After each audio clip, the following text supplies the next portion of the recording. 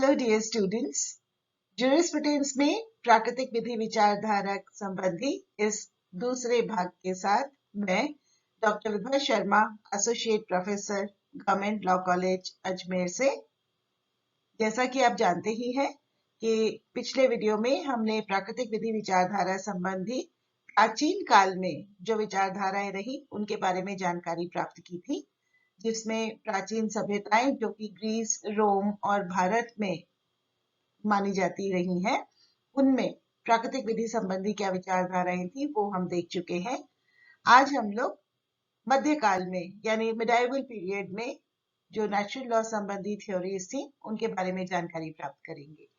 ठीक है, तो चलिए प्रारंभ करते हैं।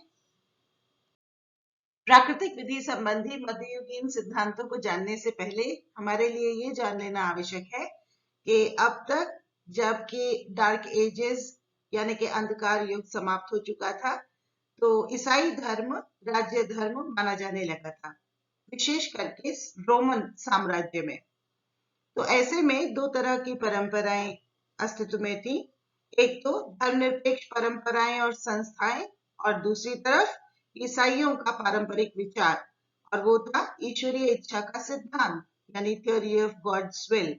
तो ये दो परंपराएं साथ में चल रही थी। ईसाई विचारकों का ऐसा मानना था कि क्योंकि इनमें से किसी भी परंपरा या संस्था को तिरस्कृत नहीं किया जा सकता है, इसलिए ये आवश्यक है कि जो पारंपरिक विचार यानी ट्रेडिशनल व्यू, ईश्वरीय इच्छा का सिद्धांत, the theory of God's will, उसका पुनर्मूल्यांकन किया जाना चाहिए। It needs to be reviewed. तो हम ये पाते हैं that Christian fathers expressed views on the law of nature from a theological base. Christian fathers द्वारा प्रकृति की विधि पर अभिव्यक्त मत धार्मिक यानी कि आध्यात्म ज्ञान पर आधारित थे। ऐसा माना जाता है कि सेंट ऑगस्टीन प्राचीनता के सूर्यास्त तथा मध्यकाल के सूर्योदय के पूर्व के बीच की कड़ी रहे हैं। कई विचारक ऐसा मानते हैं। इनका ऐसा मानना था that the purpose of law should be to ascertain justice. विधि का उद्देश्य न्याय सुनिश्चित करना होना चाहिए। अब इनके और क्या विचार थे वो हम लोग नेक्स्ट स्लाइड में देख लेते हैं। तो हम पाते हैं कि सेंट ऑगस्टीन ऐसे व्यक्ति रहे हैं जिन्होंने प्राकृतिक विधि को नई व्याख्या देने का प्रयास किया, इनफैक्ट बिना प्रारंभ कर दिया। उनके अनुसार जो एटर्नल लॉ है यानी शाश्वत विधि है, यह सबसे उच्च है, और ऑगस्टीन के मतानुसार positive law is subordinate to the eternal law.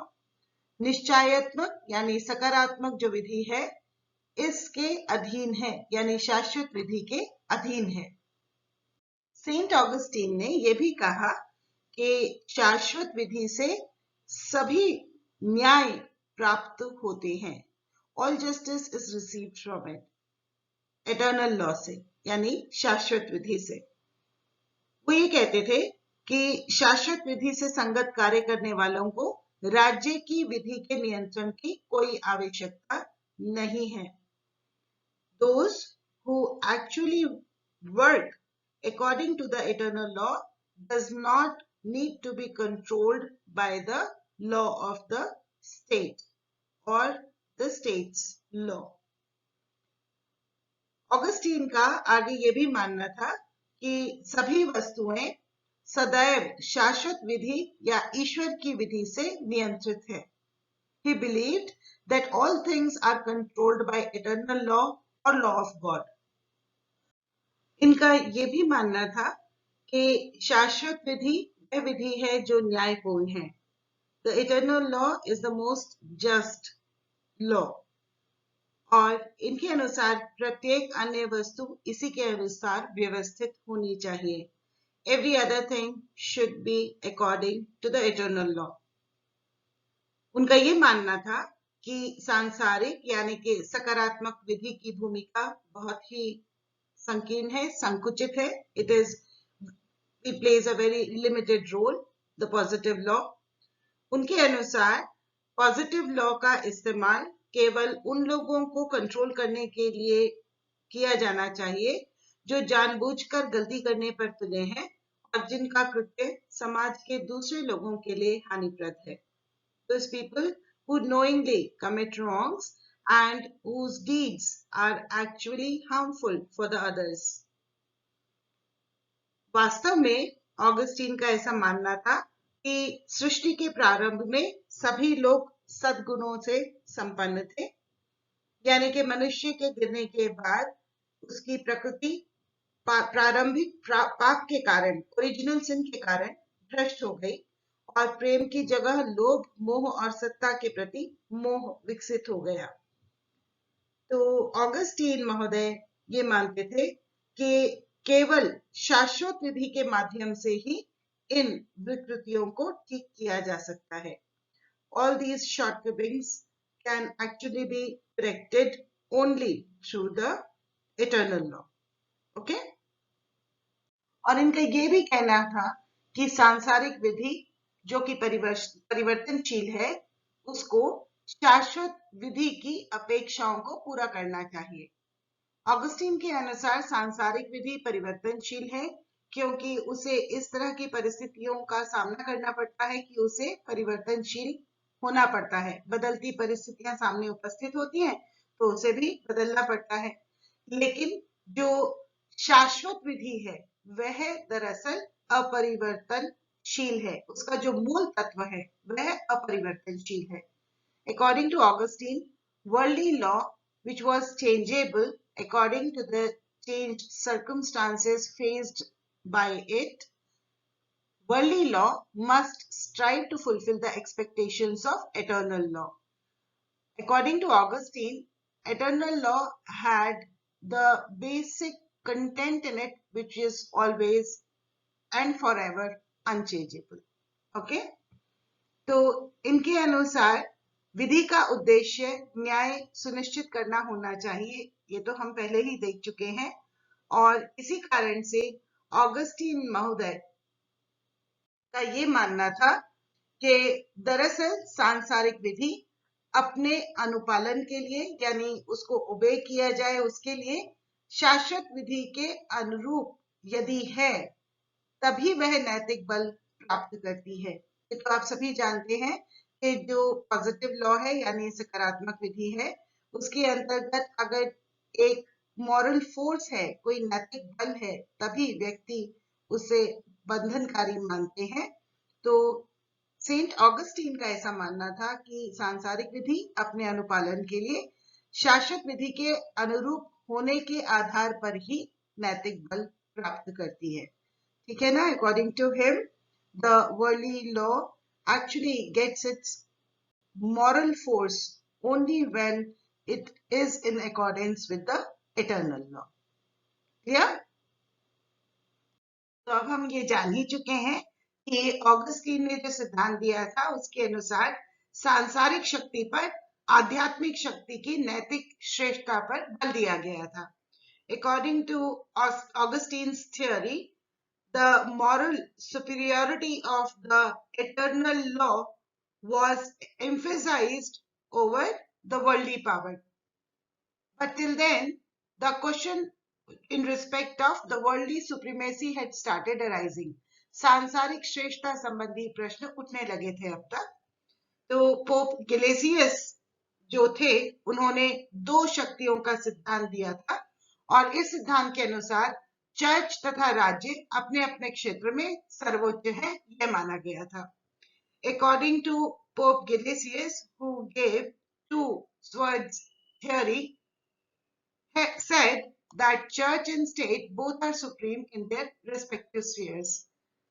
Church जो है वो तो आध्यात्मिक यानी धार्मिक मामलों में सर्वोच्च है और राज्य है वे लौकिक मामलों में यानी सांसारिक मामलों में सर्वोच्च है। लेकिन हम पाते हैं that later on both started interfering in each other's spheres. उत्तर काल में हम पाते हैं कि इन दोनों ने एक दूसरे के क्षेत्र में हस्तक्षेप करना प्रारंभ कर दिया था। मतलब ये कि चर्च ने ये कहना शुरू कर दिया था कि क्योंकि स्क्रिप्चर्स को इंटरप्रेट करना यानी उनका निर्वचन करने का अधिकार केवल हमें ही प्राप्त है, इसीलिए हम दोनों ही क्षेत्रों में सर्वोच्च हैं। जबकि राज्य का ये मानना था कि ऐसा तो बिल्कुल भी नहीं है, लौकिक मामलों में तो राज्य ही सर्वोच्च है और चर्च को मेरी शक्तियों के संबंध में कुछ भी कहने का अधिकार नहीं है। तो हम ये पाते हैं कि इन सब के चलते कैथोलिक दार्शनिक तथा धर्मशास्त्रियों ने भी हालांकि प्राकृतिक विधि को धार्मिक आधार ही दिया था, किंतु वे अपने पूर्व के जो क्रिश्चियन फादर्स थे उनसे थोड़ा अलग सिद्धांत प्रतिपादित करने लगे थे। We find that because of all these things which were going on during those times, the Catholic philosophers and theologians also gave a theological basis to the natural law theory of theirs, but they departed from the early Christian fathers in some ways. तो अब हम देख लेते हैं कि इनमें जो सबसे प्रमुख सेंट रहे हैं, सेंट थॉमस एक्विनास, उनके द्वारा प्राकृतिक विधि के संबंध में क्या कहा गया था। ठीक है, तो आइए अब हम लोग सेंट थॉमस एक्विनास के द्वारा प्राकृतिक विधि संबंधी जो सिद्धांत दिया गया था, जो विचार व्यक्त किए गए थे, उनके बारे में जानकारी ले लेते हैं। तो जैसा कि अभी पूर्व की स्लाइड में हमने देखा कि जो कैथोलिक फिलोसोफर्स और थियोलॉजियंस थे, उन्होंने प्राकृतिक विधि संबंधी जो सिद्धांत दिया था उसका आधार हालांकि उन्होंने धार्मिक ही रखा था, थियोलॉजी ही रखा था, लेकिन उन्होंने एक नई थ्योरी यानी एक नया सिद्धांत प्रतिपादित किया था। और क्योंकि सेंट थॉमस एक्विनास को हम इन सिद्धांतों का प्रतिनिधित्व करते हुए देखते हैं, यानी मुख्य रूप से जो इनके द्वारा थ्योरी दी गई थी उसको ही आगे के जो विचारक थे उन्होंने फॉलो किया था, तो इस कारण से हम लोग मुख्य रूप से एक्विनास के द्वारा जो विचार दिए गए थे उनको ही देख लेते हैं। So according to him, law is an ordinance of reason promulgated for the common good made by him who has the care of the community. Aquinas के अनुसार मानवीय विधि सामान्य हित के लिए उन लोगों द्वारा बनाया और घोषित किया गया विवेक का एक अध्यादेश है जिन्हें समाज की देखभाल करनी है। ठीक है, so according to him, natural law is that which is revealed through the reason of man.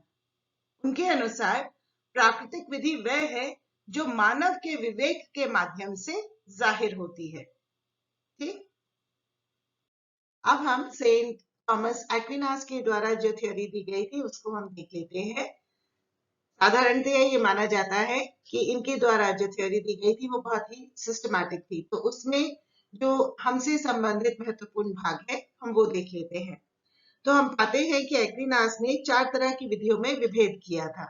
एक तो एटर्नल लॉ यानी शाश्वत विधि, दूसरा नेचुरल लॉ यानी प्राकृतिक विधि, फिर डिवाइन लॉ यानी ईश्वरीय विधि, और फिर ह्यूमनली लॉ यानी कि मानव निर्मित विधि।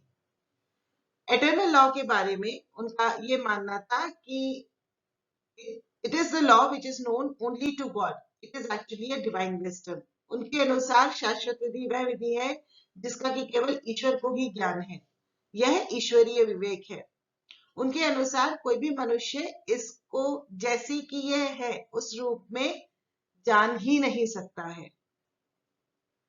हालांकि एक्विनास के अनुसार नेचुरल लॉ के अंतर्गत हम एटर्नल लॉ का रिफ्लेक्शन देख सकते हैं, प्रतिबिंब देख सकते हैं। कैसे?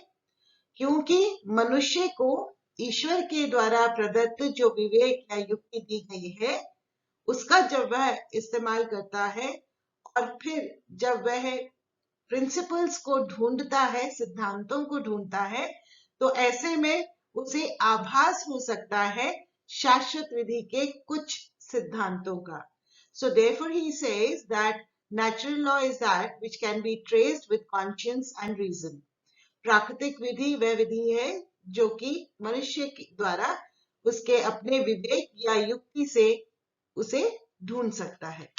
ठीक है, फिर वो ये कहते हैं कि जो प्राकृतिक विधि है वह वैसे तो सामान्य रूप में ही सिद्धांत है, लेकिन वो एब्स्ट्रैक्ट रूप में है, और इस कारण से डिवाइन लॉ यानी ईश्वरीय विधि, वह विधि जो कि मानव समाज के लिए व्यक्त की गई है धर्मशास्त्रों के द्वारा सकारात्मक विधि में, यह समाज के लिए ईश्वर की सकारात्मक विधि है जो कि धर्मशास्त्रों में व्यक्त हुई है। ऐसा एक्विनास का मानना है that the divine law which is expressed for human community in the scriptures is the divine law. Now this divine law actually guides men and give directions as to how should they conduct their lives.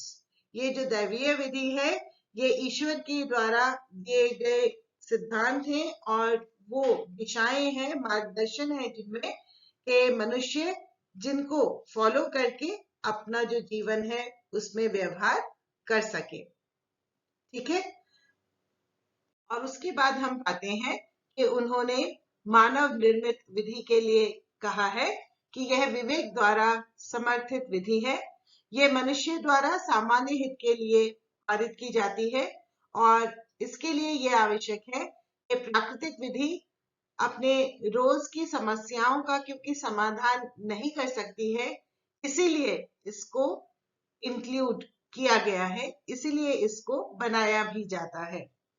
So according to Aquinas, an ordinance of reason for the common good is to be provided, which is to be made by him who has care of the community and who promulgates it. And therefore, he gives the humanly law which is supported by reason.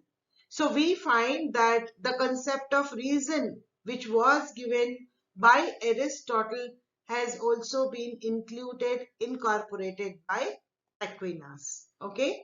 तो Aquinas के अनुसार मूलतः संसार ईश्वरीय अनुकंपा से शासित है, पूरा विश्व ही ईश्वरीय विवेक से नियंत्रित है, और इसलिए वो मानते हैं कि ईश्वरीय विधि यानी एटर्नल लॉ जो शाश्वत विधि है यह सर्वोच्च है, परंतु पूरी ईश्वरीय विधि क्योंकि मनुष्य से परे है इसीलिए अंशतः धर्मशास्त्रों में इसे व्यक्त किया जाता है और अंशतः प्राकृतिक विधि के माध्यम से ये मनुष्य को प्राप्त हो पाती है। ठीक है ना? तो सार रूप में एक्विनास महोदय के अनुसार natural law is a part of divine law, प्राकृतिक विधि ईश्वरीय विधि का अंश है। It is that part which reveals itself in natural reason, यह वह अंश है जो स्वयं को प्राकृतिक विवेक में जाहिर करता है। This part is applied by human beings to govern their affairs and relations. यह अंश मनुष्यों द्वारा उनके कार्यों और संबंधों में लागू किया जाता है। So therefore, according to him, this human law or positive law must remain within the limits of that of which it is a part. अतः उनके अनुसार इस मानवीय विधि जिसे हम राज्य विधि के रूप में जानते हैं को उसकी सीमा में रहना चाहिए जिसका कि ये अंश है। So it means that positive law must conform to the law of the scriptures, natural law, eternal law. अर्थात सकारात्मक विधि को धर्मशास्त्रों, प्राकृतिक विधि, शाश्वत विधि के अनुसार होना चाहिए। And he further holds, और वो साथ में ये भी कहते हैं कि सकारात्मक विधि उस सीमा तक ही वैध है जहां तक वह प्राकृतिक विधि के संगत में है, अतः वह शाश्वत विधि के अनुसार है। Positive law is valid only to the extent to which it is compatible with natural law and thus in conformity with eternal law. Okay?